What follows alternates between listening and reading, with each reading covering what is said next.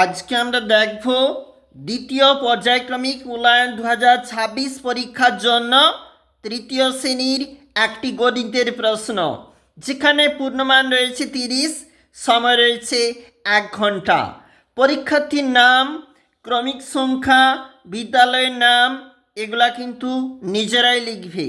আমরা চলে যাব আমাদের গুরুত্বপূর্ণ প্রশ্নপত্রে। একে তাকে বলেছে সঠিক উত্তরে টিক চিহ্ন দাও। এখানে রয়েছে মোট 6 নাম্বার। কয় দাগের প্রশ্ন?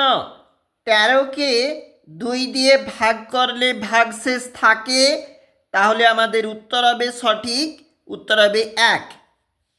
ক্ষয় দাগ, জোড় সংখ্যার সাথে 1 যোগ করলে ড্যাশ সংখ্যা পাই।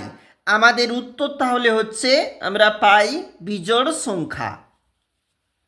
গয়ের দাগ, 4 জোড়া সমান হবে তাহলে কিন্তু 8টি।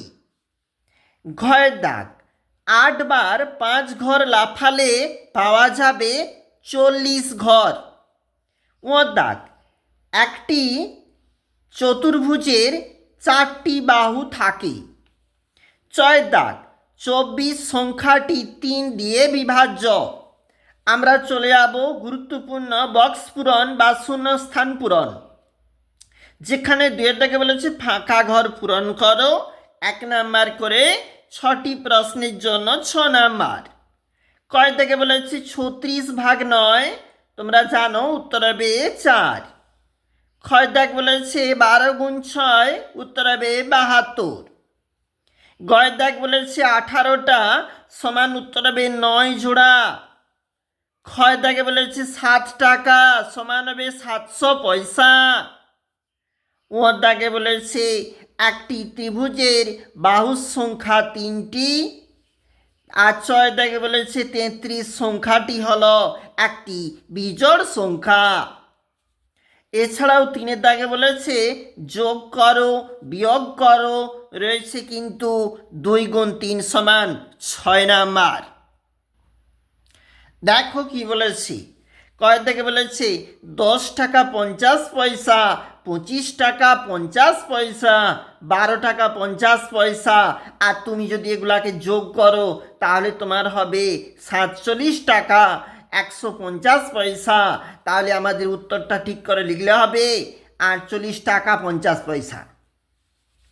ক্ষয় থেকে বলেছে 80 টাকা 50 পয়সা বিয়োগ 15 টাকা 50 পয়সা। আর তুমি যদি বিয়োগ করো তোমার উত্তরটা হবে কিন্তু 65 টাকা। আবারও চলে যাব, এই দিকটাতে রয়েছে গুণফল নির্ণয়, রয়েছে ভাগফল নির্ণয়। 2 গুণ 3 সমান 6 নাম্বার। কয় থেকে বলেছে 186 গুণ 4, 186কে 4 দিয়ে গুণ করতে হবে। আমাদের সঠিক উত্তর এখানে হয়েছে 744। ক্ষয় থেকে একটা ভাগ বলেছে 156কে 6 দিয়ে ভাগ, আমাদের সঠিক উত্তর হয়েছে 26, অর্থাৎ 26 হয়েছে কিন্তু এখানে উত্তর। আবারও চলে যাব, 5 দাগে বলেছে সমস্যাগুলি সমাধান করো। 2 গুণ 3 সমান 6। কয় দাগ, গোপার দাদু গোপাকে 40 টাকা 50 পয়সা দিলেন। গোপা 7 টাকা 50 পয়সার ফুচকা ও 5 টাকার আলু কাবলি খেয়েছে। এখন গোপার কাছে কত টাকা আছে? দেখো, অর্থাৎ গোপা ফুচকার আলু কাবলি যে খেয়েছে ওই 2 টাকা কিন্তু আগে যোগ হবে, তারপরে তার দাদু যত দিয়েছিল সেই দাদুর টাকা থাকতে ওই খরচের টাকাটা তুমি যখন বিয়োগ করবে তোমার তখন উত্তরটা বেরিয়ে আসবে। মানে অতএব দিয়ে লিখতে হবে এখন গোপার কাছে 28 টাকা আছে।